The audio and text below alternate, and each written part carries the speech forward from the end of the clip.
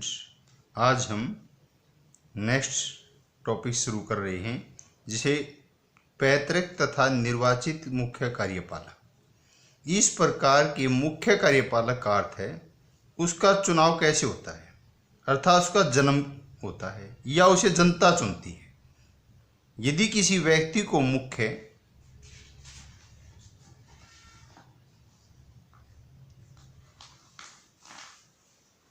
कार्यपालक का पद उत्तराधिकारी मिला हो तो उसे पैतृक मुख्य कार्यपालक कहेंगे। यानी से दादा, फिर उसका पुत्र, फिर उसका पुत्र, ये पैतृक संपत्ति होती है। जैसे इंग्लैंड की महारानी, जापान का राजा, यदि मुख्य कार्यपालक का चुनाव मतदाताओं द्वारा किया गया तो वह निर्वाचित मुख्य कार्यपालक कहलाएगा। संयुक्त राज्य अमेरिका तथा भारत के राष्ट्रपति इसके उदाहरण हैं। तानाशाह तथा संवैधानिक मुख्य कार्यपालिका। यदि किसी देश में सैनिक या शारीरिक बल पर मुख्य कार्यपालक का पद प्राप्त किया हो तो उसे तानाशाह मुख्य कार्यपालक कहते हैं। उसका विकास एवं पतन शक्ति पर निर्भर करता है, वह कितना ताकतवर है, कब तक उसका शासन चलता है। वह किसी के प्रति उत्तरदायी नहीं होता। हिटलर, मुसोलिनी, जुल्फिकार अली भुट्टो कुछ गिने चुने तानाशाह हुए हैं। संवैधानिक मुख्य कार्यपालक केवल संवैधानिक तरीकों से इस पद पर पहुंचता है। उसे हटाने की विधि भी औपचारिक व संवैधानिक होती है। संविधान में ही उसकी शक्तियों का आधार होता है। प्राय प्रजातांत्रिक देशों में संवैधानिक मुख्य कार्यपालक के उदाहरण मिलते हैं। मनोनीत तथा निर्वाचित कार्यपालिका। जिस व्यवस्था में कार्यपालिका को किसी व्यक्ति द्वारा एक निश्चित समय या आजीवन मनोनीत किया जाता है उसे मनोनीत कार्यपालिका कहा जाता है। जैसे उपनिवेशों तथा संघ इकाइयों की कार्यपालिका अध्यक्ष को किसी उच्च सत्ता द्वारा मनोनीत किया जाता है। कनाडा, ऑस्ट्रेलिया, न्यूजीलैंड के गवर्नर यानी राज्यपाल राष्ट्रपति द्वारा मनोनीत किए जाते हैं। भारतीय संघ में भी राज्यों के गवर्नर राष्ट्रपति द्वारा निश्चित समय 5 वर्ष के लिए मनोनीत किए जाते हैं। 5 साल के जब तक रहेंगे, जब तक राष्ट्रपति की छत्रछाया उन पर नजर है तब तक वे 5 साल दोबारा बीच में भंग किया जा सकता है, त्यागपत्र राष्ट्रपति ले सकता है। जिस शासन व्यवस्था में कार्यपालिका अध्यक्ष को जनता द्वारा प्रत्यक्ष या अप्रत्यक्ष रूप से निश्चित अवधि के लिए निर्वाचित किया जाता है उसे निर्वाचित कार्यपालिका कहा जाता है। भारत, अमेरिका आदि देशों में निर्वाचित कार्यपालिका है। राजनीति तथा स्वास्थायी मुख्य कार्यपालिका। राजनीति अस्थायी होती, कार्यपालिका सदस्य मंत्रिमंडल सदस्य होते हैं। यानी राजनीति क्या है, 5 साल के लिए होती है, फिर त्यागपत्र दिया जाता है, यानी कि विधानसभा लोकसभा भंग हो जाती है। जो बहुमत प्राप्त होने पर अपने पद पर रहते हैं अर्थात मंत्रिमंडल को राजनीतिक कार्यपालिका कहा जाता है। मंत्रिमंडल को विधानपालिका उसकी अवधि से पहले बैठा सकती है। इनका पद एक तरह से अस्थायी होता है, इसलिए राजनीतिक कार्यपालिका को अस्थायी कार्यपालिका भी कहा जाता है। प्रशासन के अधिकारी यानी कि जो सरकारी नौकरी में लगे हुए हैं। अन्य कर्मचारी स्थायी कार्यपालिका स्थायी होते हैं। क्यों? यह उम्र के हिसाब से 58 के, 60 के, 62-65 के रिटायर होते हैं। इन्हें एक निश्चित आयु पर नौकरी दी जाती है। स्थायी कार्यपालिका को इसकी योग्यता आधार पर भर्ती किया जाता है और ये स्थायी रूप से अपने पद पर बने रहते हैं, अर्थात एक निश्चित आयु तक वे अपने पद पर बने रहते हैं। पद से निवृत्त होने पर उन्हें पेंशन दी जाती है। सरकार बदलने पर भी ये अपने पद पर बने रहते हैं। यानी सरकार किसी की भी आए किसी की जाए, ये अपने पद पर बने रहते हैं। अगला क्वेश्चन है, एक सफल मुख्य कार्यपालक कार्यपालिका के प्रमुख गुणों का वर्णन।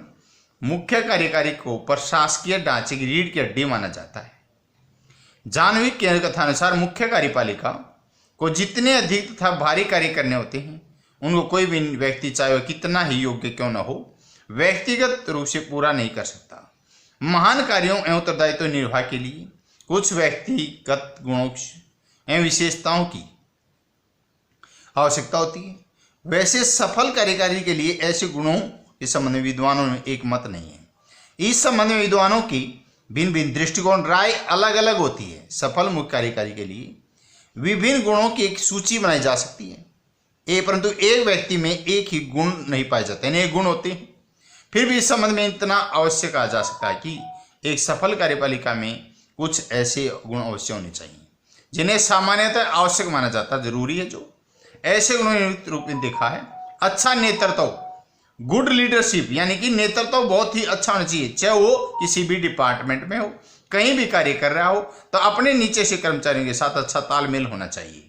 मुख्य कार्यकारी प्रशासनिक यंत्र ईंधन के रूप में कार्य करता है, इसलिए उसे अच्छा नेता होना चाहिए। नेतृत्व का गुण इस बात में निहित है कि उसमें न केवल वाक पटुता हो बल्कि कुशल अभिव्यक्ति की क्षमता होनी चाहिए, यानी वाद विवाद नहीं, अच्छा कुशल अभिव्यक्ति नेतृत्व करने वाला होना चाहिए, बल्कि उसमें व्यक्तित्व के लक्ष्य मिलाने, दूसरे कर्मचारी के साथ विश्वास, अच्छे संबंध बनाने की योग्यताओं भी होनी चाहिए। मार्शल डिमार्क ने कहा है, नेतृत्व वह साधन है जिसके द्वारा व्यक्तियों को सामूहिक लक्ष्य प्राप्त करने के लिए प्रोत्साहित किया जाता है। उर्विक ने भी कहा है, सच्चे रूप से प्रभावशाली बनने के लिए नेतृत्व को सामान्य लक्ष्य का प्रतिनिधित्व करना चाहिए। सबल व्यक्तित्व, ग्रांड्स पर्सनैलिटीज। किसी लेखक ने कहा है कि जिस प्रकार केवल कपड़े पहनाकर एक पुतले को मनुष्य नहीं बनाया जा सकता, उसी प्रकार केवल वैधानिक शक्तियों प्रदान करने के लिए एक व्यक्ति या व्यक्ति समूह मुख्य कार्यपालिका नहीं बन जाता। जानविक ने कहा, कानूनी शक्तियां कार्यपालिका की हड्डियां हैं, मांस या रक्त मस्तिष्क एवं आत्मा उसे स्वयं प्रदान करनी चाहिए। इसके लिए आवश्यक है कि मुख्य कार्यकारी अपनी शक्ति एवं व्यक्ति का संतुलन बनाए रखते हैं। उसमें शक्तिशाली व्यक्तित्व के सभी लक्षण होने चाहिए, बुद्धि होनी चाहिए, कौशल होना चाहिए, दूरदृश्यता, प्रयोजन की दृढ़ता, कार्यकुशलता, बोधगम्यता एवं कठोर परिश्रम आदि होने चाहिए। इसके साथ उसकी योजनाएं, प्लान क्या क्या हैं, आज्ञाएं, बुद्धि कैसी है होनी चाहिए। अन्यथा अधीनस्थ अधिकारियों के सहयोग से विश्वास प्राप्त नहीं होना चाहिए। प्रशासकीय एवं राजनीतिक गुण है जो प्रशासन में सरकारी या प्रशासकीय कार्यों में मितव्ययता, भाषा का विचार, कार्यकुशलता लाने के लिए सफल मुख्य कार्यकारी में निम्नलिखित प्रशासकीय एवं राजनीतिक गुण होने चाहिए। मुख्य कार्यकारी को प्रशासन संबंधित प्रत्येक विषय का पूर्ण ज्ञान हो, प्रशासन संबंधित नए प्रयोगों में पूर्ण अवगत सचेत होना चाहिए। मुख्य कार्यकारी में आत्मविश्वास एवं प्रशासन संबंधित तुरंत या शीघ्र निर्णय लेने की योग्यता होनी चाहिए। मुख्य कार्यकारी में अन्य कर्मचारियों के साथ सहयोग बढ़ाने, कार्य के प्रति प्रेरणा उत्पन्न करने की योग्यता होनी चाहिए। मुख्य कार्यकारी में अपने संगठन की उचित व्यवस्था, सामाजिक हित में बड़े बड़े लक्ष्यों के साथ उचित सामंजस्य, यानी बढ़िया से बढ़िया आपस में तालमेल होना चाहिए, ये योग्यता होनी चाहिए उसके अंदर। मुख्य कार्यकारी को कुछ प्रशासनिक व्यवहारियां जैसे भ्रष्टाचार, रिश्वतखोरी, भाई भतीजावाद आदि से मुक्त होना चाहिए, ताकि अधीनस्थ जो उसके नीचे एक साथ में काम करने वाले कर्मचारी में ईमानदारी, सत्प्रेरणा गुण पैदा हो सके। अगला प्रश्न है, मुख्य कार्यपालिका के कार्यों का वर्णन करें। सरकार के 3 अंगों में से कार्यपालिका महत्वपूर्ण अंग होता है। सभी विधानपालिका बनाती है, कार्यपालिका लागू करती है, न्यायपालिका न्याय करती है। प्राचीन समय में, आज से नहीं बहुत समय पहले से ही, मध्य युग में सरकार अथवा कार्यपालिका की सभी शक्तियां एक ही व्यक्ति, राजा या सम्राट के हाथों में होती थी। वही कानून का निर्माण करता था, कानून को लागू करना न्याय संबंधी कार्य करता था। परंतु समय में परिवर्तन के साथ साथ राजा सम्राट की शक्तियां सीमित हो गई। यूं कही है कि राजा की या पद सम्राट का पद ही समाप्त कर दिया गया है। उसका स्थान लोकतंत्र है, यानी लोक माने जनता, तंत्र माने शासन, यानी जनता के शासन ने ले लिया है। अध्यक्ष ने कहा था, आधुनिक लोकतंत्रीय युग में सरकार की शक्तियां बटी हुई हैं, सरकार के कार्यों का क्षेत्र बढ़ गया है। आजकल सरकार केवल पुलिस कार्य ही नहीं बल्कि करने पड़ते, बल्कि कल्याणकारी, कल्याण मतलब भलाई के कार्य करने पड़ते हैं। कहने का तात्पर्य है कि कार्यपालिका को अपने मुख्य प्रशासनिक कार्य के अतिरिक्त अन्य कार्य वैधानिक, न्यायिक, सैनिक, वित्तीय, कूटनीति कार्य भी संपन्न करने पड़ते हैं। मुख्य रूप से मुख्य कार्यपालिका के कार्यों को निम्नलिखित 2 भागों में विभक्त किया। राजनीतिक कार्यपालिका, दूसरा प्रशासकीय। राजनीतिक कार्यपालिका में कहता है मुख्य कार्यपालिका के रूप में 2 कार्य हैं, वह एक राजनीति होता है तथा दूसरी शासन का प्रमुख होता है। आधुनिक लोकतंत्र युग में राजनीतिक सत्ता मूल स्रोत जनता वैधानिक पालिका होती है। मुख्य कार्यपालिका उसका पद जनता के समर्थन के आधार पर प्राप्त होता है। उसे अपने पद पर आसीन रहने के लिए बहुमत की आवश्यकता होती है। उसे उसके दल से प्राप्त होता है। साथ में दायित्वों का पालन करने के लिए, प्रशासन सुचारू से चलाने के लिए आवश्यक कानून और धन की आवश्यकता होती है। ये दोनों शक्तियां उसे विधानपालिका से प्राप्त होती हैं। इस प्रकार मुख्य कार्यपालिका हमेशा प्रयत्न कोशिश करते रहना चाहिए कि विधानपालिका जनता की इच्छानुसार कार्य करे, जनता और विधानपालिका से प्रसन्न खुश रहे, परंतु इसका आशय कदापि नहीं होना चाहिए।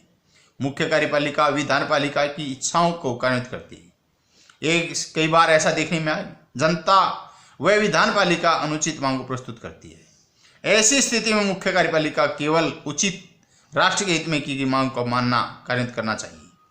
इस प्रकार मुख्य कार्यपालिका केवल अनुसरण नहीं करती बल्कि मार्गदर्शन भी रास्ता दिखाती है, नेतृत्व करती है। वह विधानपालिका और जनता के सामने नीतियां और कार्यक्रम प्रस्तुत करती है।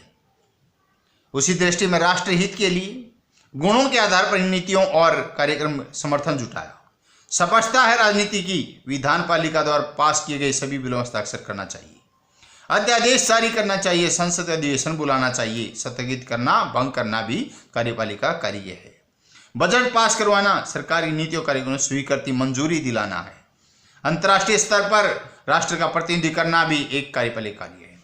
युद्ध और शांति व्यवस्था संबंधी कार्य करना, राजनीतिक मामलों का प्रबंध करना। आगे सुरक्षित रहें, सचेत रहें, घर पर रहें, सेफ रहें। थैंक्स।